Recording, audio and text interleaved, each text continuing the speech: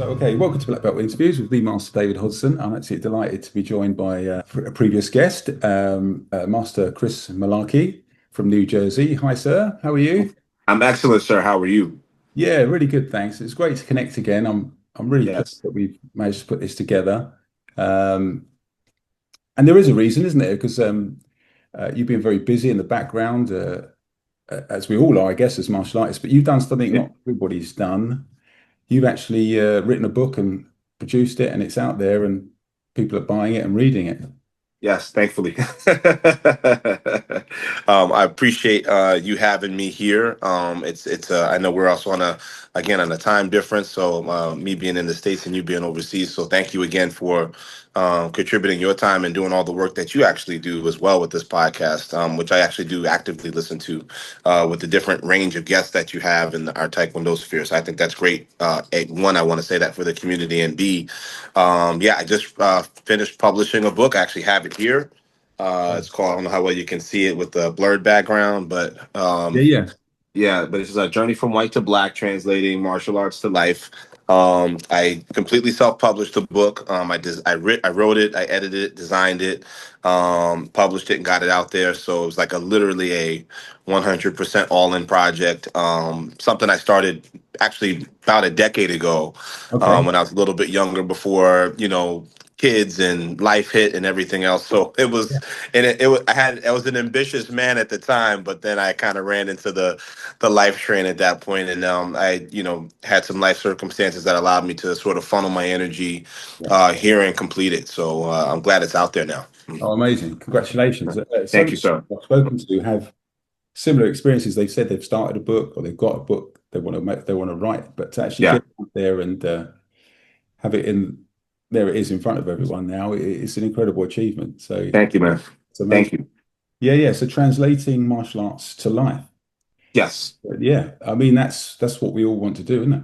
Yes, I believe so. I would hope that that's the goal of any instructor, right, in any instructional capacity in our field, and not just even for martial arts, like even going beyond that, right, going into different fields of education where I think my experience has been, I don't know why I love teaching as much as I do. It's a very selfish thing, right? Because when you teach, it's very self-gratifying, right? When someone gets it, right? And you know that, with your school, Fortitude, when you see students actually get it and you see the light bulb go off, like, and you're like being a small part of that is really gratifying. So, in other fields in education, I think it's quite similar, where I found my connections to some of the teachers I deem the best, were always able to extrapolate what we were learning, the material, and be able to apply it to something outside. So I love that ability, and I think that you have to have some kind of relatability with a subject in order to digest it and internalize it, which I think is really the goal, not to just I never teach at surface level. I always want to go down, even with the 4, 5, and 6-year-old kids I have. I try to find a way to connect their minds to like being active off the mat. Like, I know your body's not going to be kicking and punching when you're not here, and it shouldn't. But when you're outside, how do you take that courtesy principle, right? And how do you take the integrity principle, and not just use them as selling points, right? That's not what they're designed for. They're designed to really, I think, uh, really harness the person and continue to evolve the person over time, right? It's because they're sort of reference points. I think so. The translating martial arts to life thing was really just a way for me, which I use at my school, Chris Malarkey Taekwondo. I always talk about off the mat, right? Yeah. And that's a big thing for me because I try to live that, but B, and I'm not always successful at that, but you have that as the goal. But I try to give that to sort of like all of my students in their own way, at their own level, where I'm like, this is really the goal, right? Because kicking, punching, like, we don't want our students, right, to go out and have altercations with people and, be successful at the altercation. Like, we're not seeking that, right? We want you to be successful from a self-defense standpoint if it gets to that point. But really, we can fend off a lot of those a lot of those potential situations with our voice, with situational awareness, de-escalation, Yeah. right? Walking away from these kinds of things, like using your mind and superiority of your thinking. I mean, it's all kinds of legal ramifications too. So you can win a fight on the street and then still have to deal with, everything that comes after too. And I talk Yeah. about Yeah. that, right? Yeah. Yeah. Learning the laws in your state, right, where you are. You have to figure that stuff out. But the translation part, which I thought was big in the title for this particular book, was sort of a culmination of really all of my thoughts up to this point on how I think people, how I'm using my own life Yeah. really as a sort of a looking glass for people. Like, hey, here's what happened in my life, right? Being very personal. Yeah. Here's what happened in my life, and here's how I was able to use Taekwondo in that moment. Because it's easy to teach, but it's very hard to close the door, right? Say bye to everybody, and then now it's you under the spotlight and your own life. And the first thing you do when you close the door to your school shouldn't be flipping off somebody in your car, right? So you gotta embody that courtesy thing, right? Like that's a big thing. And I don't I hear a lot of people say it and be able to recite it. But I'm like, how am I living that, right? Not looking at other people, but am I living that? Am I being that for my students? Because I think if they were to look at my life and examine it, it should show some kind of measurable, right, application to these principles that I'm teaching on the mat. Otherwise, I'm being a hypocrite. So that's kind of the basis of the title in essence. Yeah. Yeah. Yeah. So there's an autobiographical element to it where you telling your story. Yes. Yeah. Yeah, there's a lot of references to things, not all nice things, right? There's some difficult things in there, a lot of hard life circumstances, being broke, being divorced, being this, being that. How do you navigate all that, right? Navigating parenting, navigating, this and going into new roles, right? Where you're like, okay, I haven't been in this territory before. How do I operate gracefully? How do I give myself a little bit of grace as well? Right? You're not a black belt in every scenario. You're a white belt actually in more places than you are a black belt if you really think about it, right? So that's kind of how I think about it. Just sort of. Here's my life. Here's an application to it. Here's my life. Here's another piece of my life. Here's another application to that. Here's where I didn't do so well. But if you get this into someone's hands, and it's something Bruce Lee said, which I resonate with, kind of without thinking about it in a sense, if that makes sense. But teaching your children things earlier than you learn them. Yeah. Yeah. And I'm big on that with my kid. Like I'm like, if I'm picking up something now, I'm like, how can I water this down to your level so I at least plant the seed right now for you, and then start to work from there. And that's in every scenario basically, but comes obviously into the teaching, into the martial arts aspect, where you can't necessarily always teach high level principles early, right? You have to just kind of work at the basics and fundamentals for a while until they're kind of like just ingrained there, and then you can build off that. There's natural progression there. You can't give like black belt level stuff to yellow belts, but you can sort of striate it, right? You can plant the seeds, I think, and just be like, hey, why don't you think like this, or see what happens if you have this in your mind versus what you had in your mind, and see if your body moves a little different. I'm big on that. Yeah. Even down to coaching, right? Down to the tournaments and whatnot. Like a lot of my observation is a lot of um, black belt level coaches or coaches in general, particularly as it comes to like the fighting aspect, which is my favorite aspect. When people are going from your school or from another school, everyone's like, the coaches are like yelling like just craziness, right? I'm sure you've seen this Yeah. many times. I've been guilty of it as well, but in my later years, my more mature years, I've really just been more observant, just sort of watching and talking. And I feel like the it's more like cheerleading as I watched it, Yeah. not really coaching, because you yelling at someone doesn't really make them perform better, right? So I've the fights I did do really well in, where where I was thankful enough to A, have the right coach and have the right set of eyes on me, and then B, have a conversation, right, while I'm sitting down getting water or whatever. And it was changing my thought process, not necessarily trying to get me to be emotional, if that makes sense.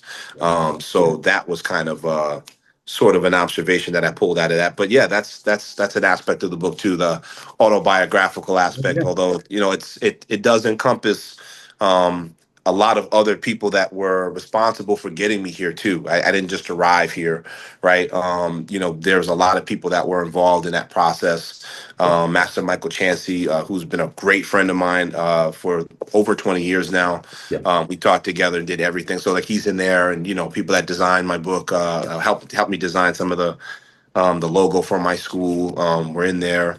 So those kinds of people, really important people. Yeah, 100%. I mean, the thing is, when it's a personal story, people can relate. We've all had the trials and tribulations of life, Yes. Yeah. and how you navigate your way through that. Yeah, for us, fortunately, we have the taekwondo, the martial art, Yes. um, but it still takes a lot of time and patience and all the elements that we teach to actually be able to use those those things on ourselves. So it's a Absolutely. very powerful story. I'm sure people can relate to it. We're not talking about just another technique book, although Right. they're great. Right. We want to see everyone's techniques and the little helpful hints about training and flexibility and everything. But you Right. see something much deeper. It's a personal journey, a personal story, Yes. and how you've encompassed all the aspects. Yes. Yes. You hit the nail right on the head with Uh-huh. that. I really appreciate that description there. Thank you for that. Yeah. Yeah, yeah. So I'm sure if anyone is fortunate to get a copy, I'm sure they're going to love it because Thank you. fellow martial artists, we love to have books, and we like to see the books, what people are saying and doing. So Yes. this is great. I did see a couple of things in there I was going to ask you about. Obviously, you said Sure. in one aspect, you said the best defense, best offense is a great defense. Yes. Yeah, Yep.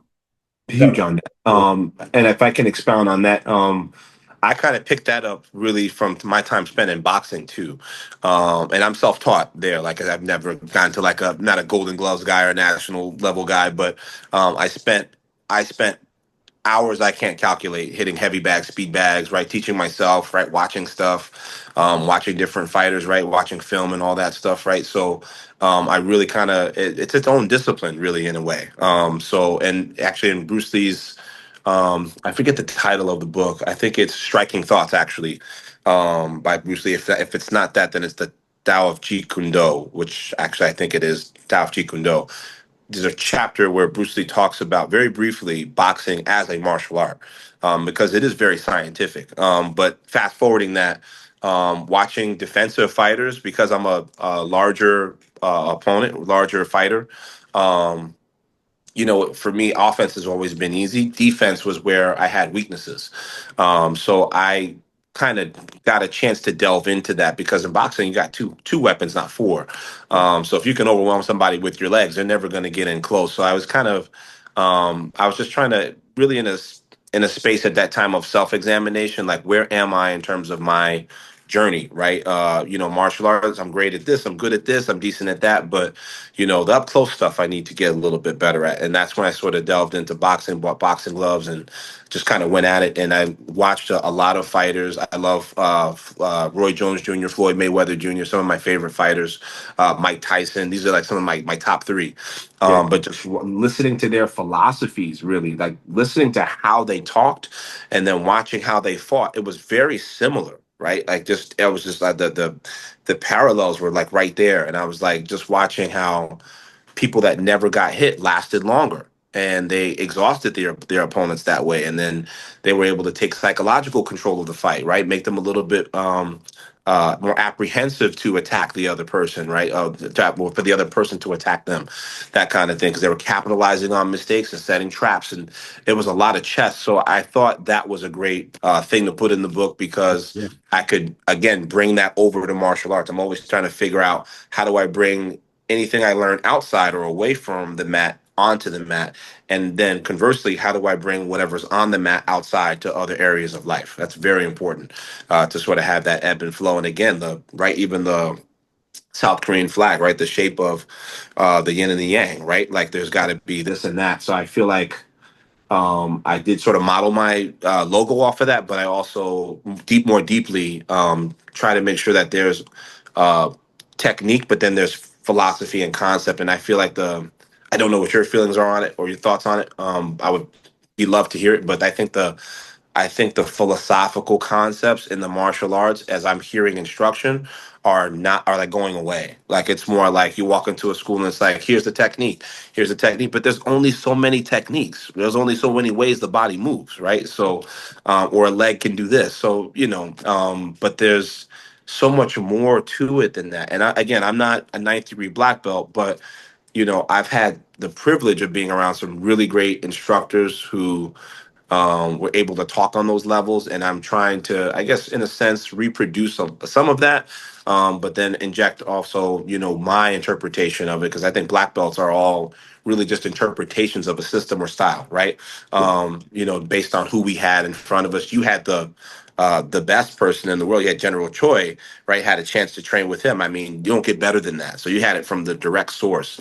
So I can't imagine your philosophies are, quite different. And we're all trying to just make Yeah. sure our students are good, but that the art is preserved, but that our people do well in life away from the mat, because you get to a certain point and it's just like, well, how are you doing in life? That I want to know that.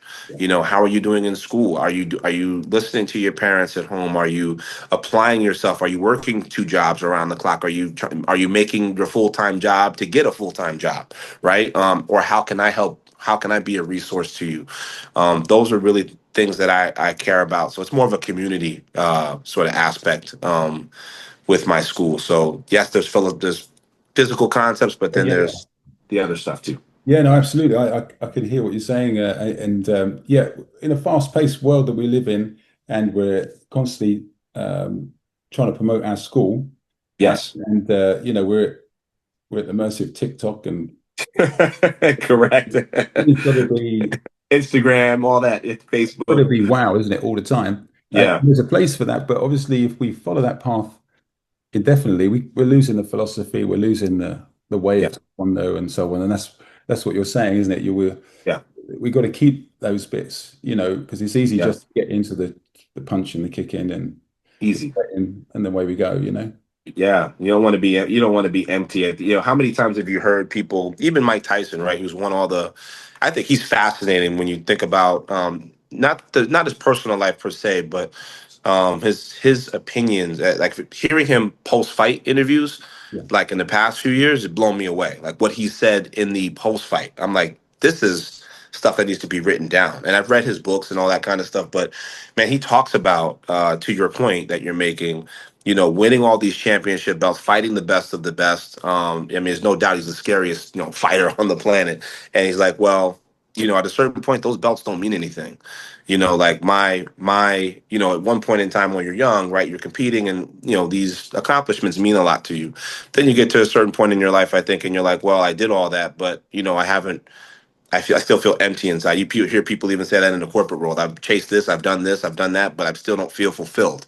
yeah, So there's I think, and I've trained a lot of those people. I've trained celebrities, on Zoom and everything like that, and had the privilege of doing that. Never thought I'd be able to do that, and it's interesting to hear people that you think have so much confidence in themselves because they're on the big screen and the main stage, and they have so many insecurities or so many doubts going on in their mind, and helping solidify some of those things, help pull them away, make them a little bit more confident in themselves, and get them really out of their mind and more into their body, right? Giving them that confidence, I think is really important, and self-assertion, right? So there's so many great benefits to Taekwondo, and it's a lot of it's just about being present, being more human, right? The social media does take a it's a very elegant thing. So it's yeah, you're trying to promote, but you want people to get something from the product, and the product that we have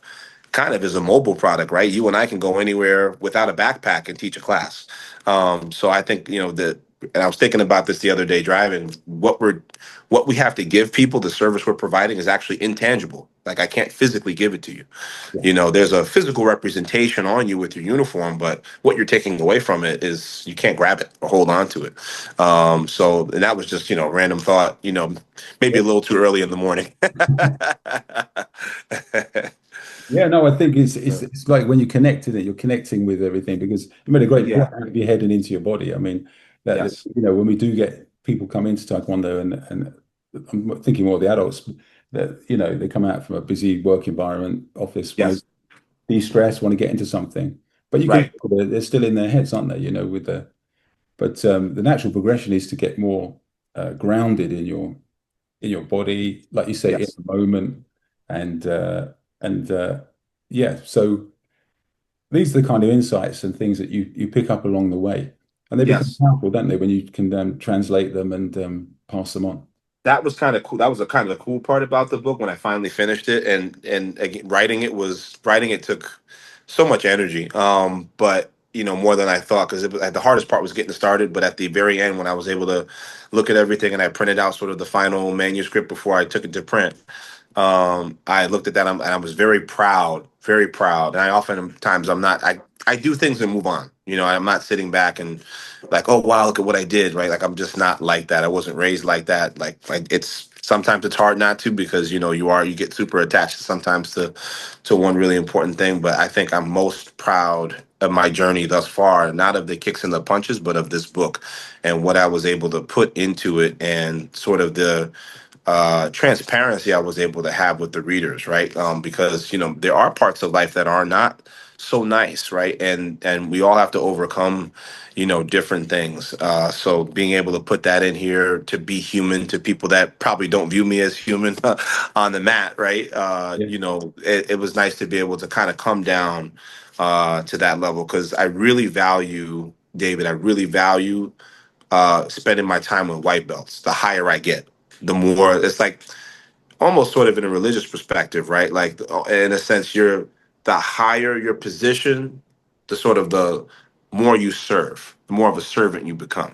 And I really resonate with that a lot. I really like spending time with white belts. I've seen my teacher, Grandmaster Kim, ninth degree black belt, like, just one of the best, right, out there. And he spends his time with white belts. And I think that's just a great thing to see. You don't really usually see that at that level. yeah, yeah, And he doesn't have to do that, right? But making himself available to do that was certainly, sort of like kind of breaking that fourth wall. I'm like, oh wow, like he's really reaching back all the way from the beginning, yeah. and then going all the way there. So that's kind of cool, and that's something I hope to continue to purport as I kind of climb the ranks. But I tell people I'm learning, and I'm just bringing you along the way. So I rarely call it teaching. I'm just like I'm practicing too. But here's what I picked up recently that you can sort of figure out.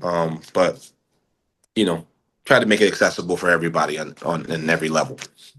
Yeah, absolutely. And I've heard that from guests that have been on the podcast, and even my, I can say myself that I do like to teach the white belts as well. You Awesome. Yeah, know, it's fun. every next person is a brand new chance to impart your knowledge. Even, you may be doing it more wisely now. You may be doing it Right.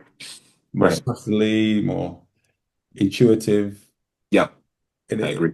and you feel the feedback, don't you, quite early on if those things match up well. Absolutely. You're really formulating, if you really think about it, you're formulating, and it could be in anything, right? Again, white belt, black belt, all the levels. I think about life in the same way as the levels that we have in martial arts with the belt system, right? Obviously there's debate as to where that belt system started, right? The popular one I heard is Japan and swimming, right? In different levels, right? So, but I look at any area of my life, I'm like, okay, like even time like doing my daughter's hair, which I was able to do the other day proudly. It takes a while. And I was like, wow, I think I'm about a green belt in this. And then I do something else, right? Trying to put this together, the hardware, whatever. And I'm like, I think I'm about a blue belt, Yeah, maybe just about a red belt. And I start to look at life that way, right? Like, cause I'm not, I've seen people take, and I was guilty of this before too, taking my black belt with me everywhere, right? And I'm not a black belt everywhere. There are spaces where I'm not, I don't know anything.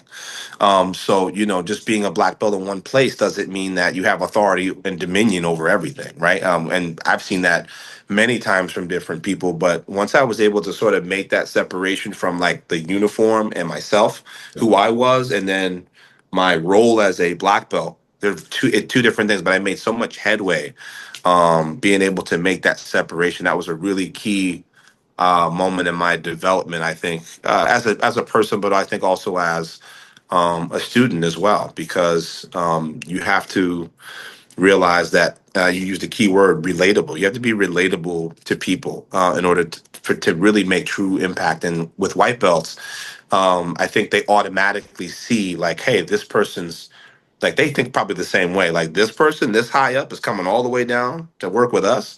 So, and then if you give them a great experience, you're formulating like their early impressions of what the art is, right? Not even just like, like the class. Like they're like, well, I think about Taekwondo, I think it's like the first 15 classes are the most formative.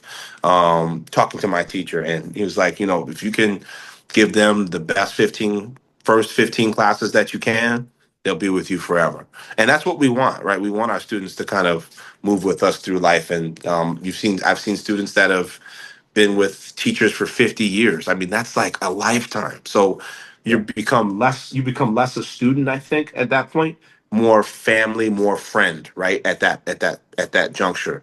And with the best instructor student relationships, I see that sort of dichotomy happen often. So, and it's cool. I mean, I see a little bit of that now, little glimpses of students who have been students, let's say 20 years, right? And which is most of my life at this point, almost half. So Yeah. to see that, me being a young person, probably a bonehead at some point, but they had a good experience and they still want to learn from me.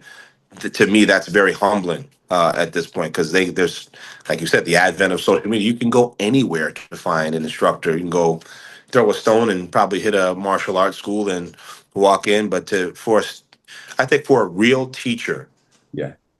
you have to for a student to tell you they to continue to come in through your door.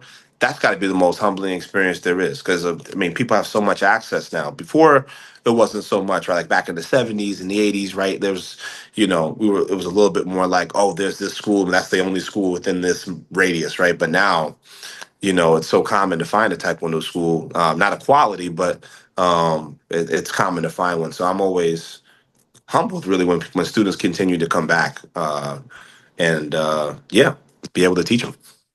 Yeah. No, very much. And I picked up on you said humble because that's I think what you're saying is we've got to, no matter how high up we are in Taekwondo, the experience we've had, the position, Right. humble because this is just one environment we've excelled in. That's it.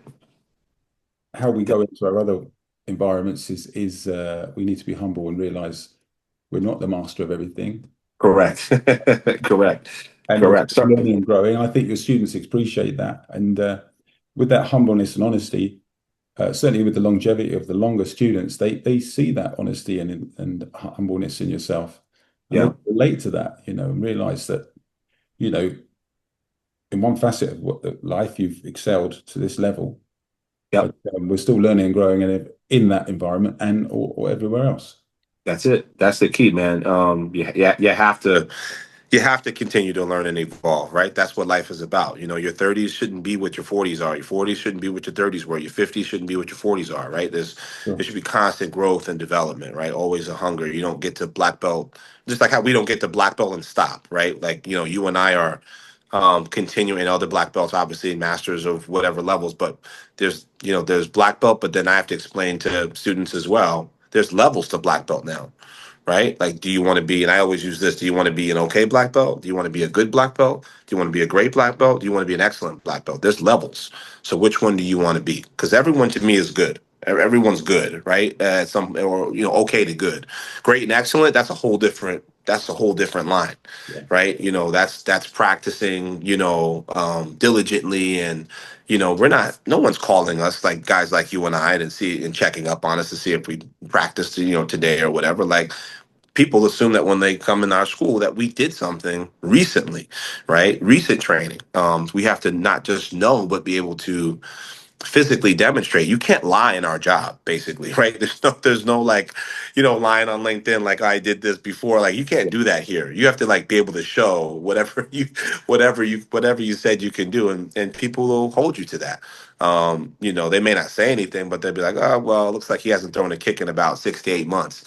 So you have to really be on point to produce great students. I think you have to be really on point. So there's the onus is on both the student and the instructor. I think at all times, and that relationship will kind of ebb and flow, over time. But yeah. Mm. Yeah, I'm sure people listening to this are thinking, well, I really enjoyed it. How do I get the book? Thank you. I appreciate it, man. So you can go on Amazon. This is available on Amazon, Yeah, and it's actually in Barnes and Noble as well. yeah, If you want Amazon, just type in Chris Malarkey. I believe I'll just pop up now, which is great. Or you can just type in Journey from White to Black. Same thing with Barnes and yeah, Noble.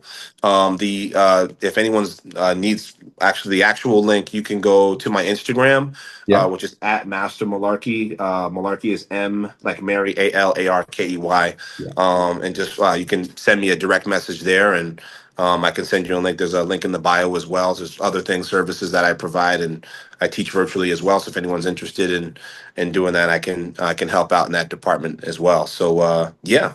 Yeah, well, I can certainly put some links on once we've produced this and it's out there.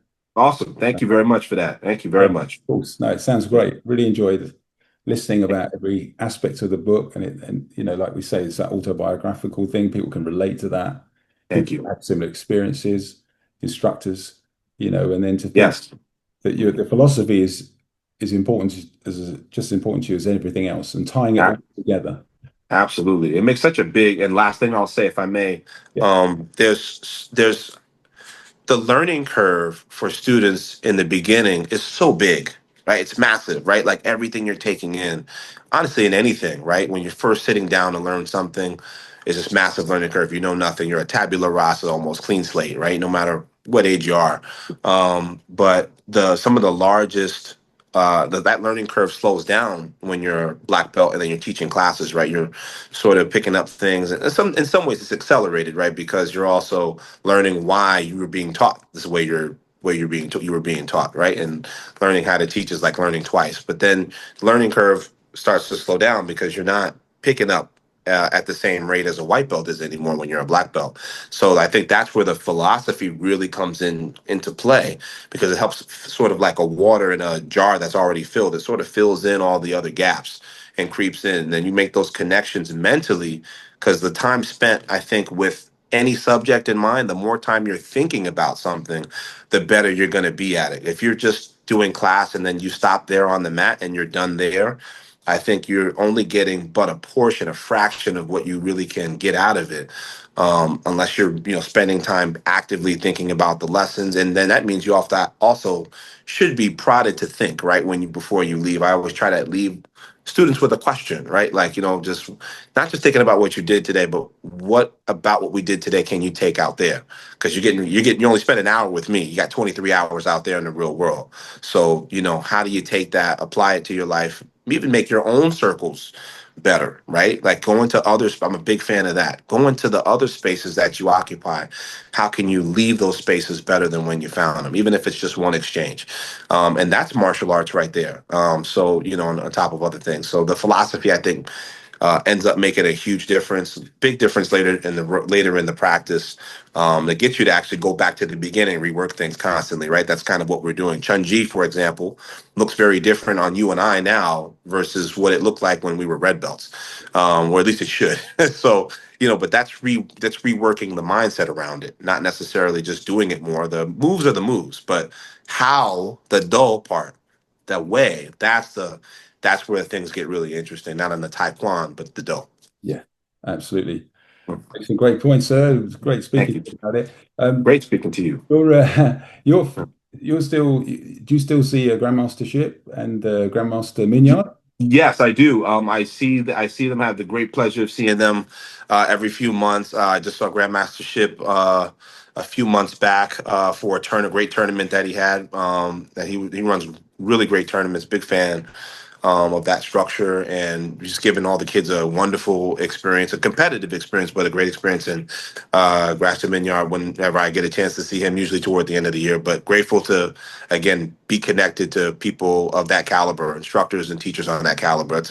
Another great aspect of sort of being a black belt, right, is having the networking experience and being able to meet people that you make long lasting connections with and resonate and vibe with. That's really big. The energy is the same. When you can sort of understand each other, bunch of black belts in a room, and you all kind of resonate. You kind of know what to do, right, without having to talk about it and do all that stuff. So our students know each other well as well, and which I think is a great thing too. And hopefully they'll continue to grow and compete as they grow. Yeah, excellent, excellent. Some of those great times are when in between the competition, you get that little bit of time to spend with those Yes, people, and you yes, absolutely. Very reflective time for everybody. yeah. Well, sir, thank you so much. So thank you very much. I appreciate you, Mr. Hodson, and Taekwon to you. Uh, Yeah, talk on to you too, sir. Thank you so much. Thank you. Take care, man. Take care. Bye bye.